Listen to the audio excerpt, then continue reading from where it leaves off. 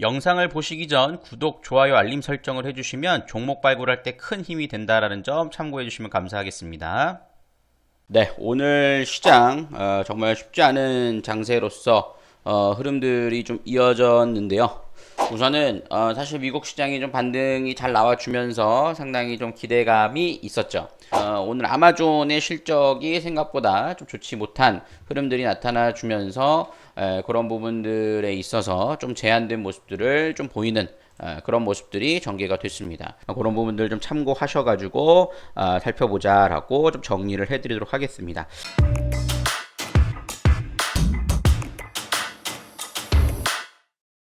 자, 동시효과 들어갔습니다. 네, 오늘 시장 정말 쉽지 않은 장세로서 흐름들이 좀 이어졌는데요. 하나하나씩 좀 정리해보는 시간들 좀 가져볼게요. 우선은 사실 미국 시장이 좀 반등이 잘 나와주면서 상당히 좀 기대감이 있었죠. 그런데 갑작스럽게 좀 영향을 받은 부분들은 오늘 아마존의 실적이 생각보다 좀 좋지 못한 흐름들이 나타나주면서 그런 부분들에 있어서 좀 제한된 모습들을 좀 보이는 그런 모습들이 전개가 됐습니다. 그렇기 때문에 좀 상당히 좀 예상치 못했던 흐름들이 좀 나와주지 않았나라는 생각이 드는데, 사실 장 초반에 좀 그러니까 특별히 아마존 이슈 자체가 크게 문제가 있는 이슈라고 판단이 되진 않았어요. 그렇기 때문에 좀 반등이 나올 거라 예상을 했으나 아시아 증시가 좀 더 충격을 좀 받는 그런 모습들이 나타나주는 특징이었다라고 볼 수 있겠습니다. 그러다 보니까는 중국 증시 하락하고 일본 증시 하락하고 홍콩 항생 지수 하락하는 모습들이 나타나주면서 우리나라 시장도 반등다운 반등 그렇게 보여주지 못하면서 좀 제한된 모습들이 이어졌다라고 볼 수 있겠어요. 일단은 코스닥은 1030포인트는 지지받았고 코스피도 3200은 지지는 받았습니다. 하지만 수급적인 면에서 큰 변화를 만들어내주지 못했다라고 좀 보실 수가 있겠습니다. 이런 부분들이 좀 제한된 모습들이 나타나주면서 오늘 개인들은 매수 포지션, 그 다음에 기관들은 합성 이루어졌고 외국인들이 매도 포지션이었는데 거래소가 4,700억 매도, 코스닥 1,200억 매도, 선물 1조 4천억 매도가 나왔습니다. 네, 1조 4천억에서 전체 매도라고 보기는 어렵고요. 지금 미결제량은 6,400개 증가했거든요. 그러니까 절반씩 있다라는 것을 볼 수 있을 텐데 그 얘기는 무슨 얘기냐면 매수를 청산하는 매도 물량과 그 다음에 순매도 물량들도 있다라고 볼 수 있겠습니다. 그러다 보니까는 환율이 다행스럽게도 1150원을 뚫고 가는 흐름들이 나오진 않았어요. 사실 갭 메우는 자리가 나올 법도 한데 그런 부분들이 이어지지 않으면서 제한된 모습을 보였습니다. 그런 특징적인 흐름들로서 오늘 보시면 삼성전자 같은 경우는 사실 뭐 크게 아침 이후에 크게 밀린 거 없었습니다. 그죠? SK하이닉스는 조금 더 밀려냈습니다만 거의 보합권이라고 볼 수 있겠어요. 그렇듯이 대형주는 어느 정도 선에서는 좀 관리가 되는 모습들을 보였다라는 게 특징이었고, 오늘 또 금요일 장세에 영향이 있다 보니까 코스닥을 중심으로 중소형주들의 하락세가 컸다라고 볼 수가 있겠습니다. 그래서 그런 특징적인 흐름들이 좀 이어졌다라고 볼 수 있겠고요. 오히려 반대로 대북주 이슈는 계속 얘기가 많이 나오고 있어요. 현대로템은 이제 어느덧 25,000원까지 올라가는 모습이고 나머지 물량 갖고 계신 분들 25,000원 넘어간 흐름들을 가져가 보실 수 있는 부분들이 될 겁니다. 그렇기 때문에 그런 부분들 보셔야 될 텐데, 그럼 다음 주 시장의 흐름들은 어떻게 될 것이냐? 사실 지금은 이제 미국 선물 지수가 어떻게 움직이느냐에 따라서 월요일날 하락 출발했다 반등 또는 좀 상승 흐름들이 나올 것이냐가 결정될 거라고 판단이 돼요. 왜냐하면 이번 주를 정리를 해보면 월화수는 중국의 영향을 받았고 목요일에는 어느 정도 좀 반등을 보였다가 금요일에는 미국 시장의 영향을 받은 거거든요.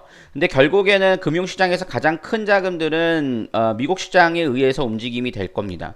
그렇기 때문에 현재 구간에서 흐름들을 살펴볼 때 미국 선물 지수가 어떻게 마무리되고 그 다음에 미국의 금요일 정규장이 어떻게 마무리될 것인가가 중요하겠죠.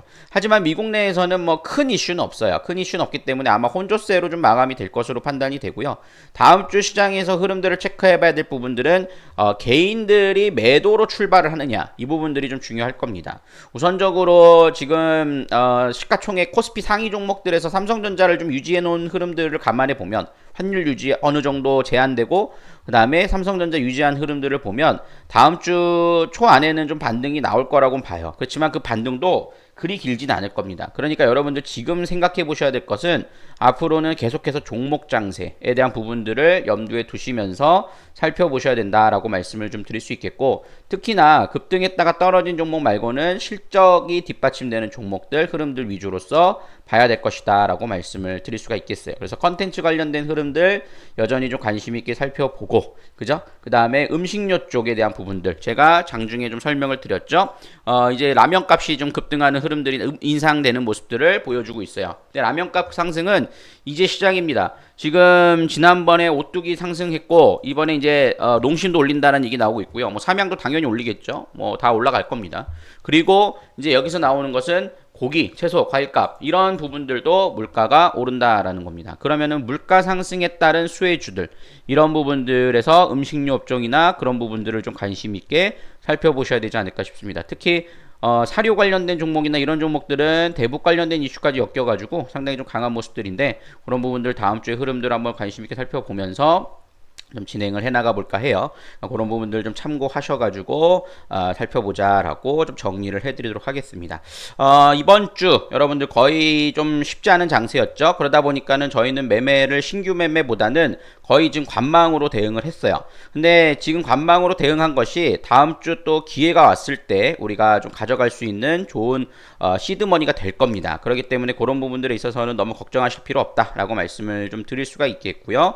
그 점 감안해서 지켜보시면 좋지 않을까 싶습니다. 특히 우리 가입해서 오신 분들 중에서 이제 물린 종목들 좀 손절해서 이동을 기다리고 계신 분들 있죠. 다음 주에 흐름들 좀 안정 찾는 거 확인하고 이동을 해드릴 거예요. 그래서 서서히 모아가는 흐름들 나타나주면, 지금은 이제 또 2분기 실적 시즌이 본격적으로 시작이 되기 때문에 거기에 따라서 이제 실적 좋은 종목들은 좀 급반등하는 흐름들도 분명히 좀 보여줄 겁니다. 오늘은 사실 좀 시장의 영향이 컸어요. 그렇기 때문에 지금 이런 흐름들은 좀 기우다라고 생각해 보시면 되겠고요. 단기간에 좀 어느 정도 흐름들이 좀 안정이 되면 다시 실적 종목들 위주로서 순환 매들은 나올 것으로 기대해 보실 수 있을 테니까 그 점들 감안하셔서 살펴보시면 좋겠다라고 말씀을 좀 드리도록 하겠습니다.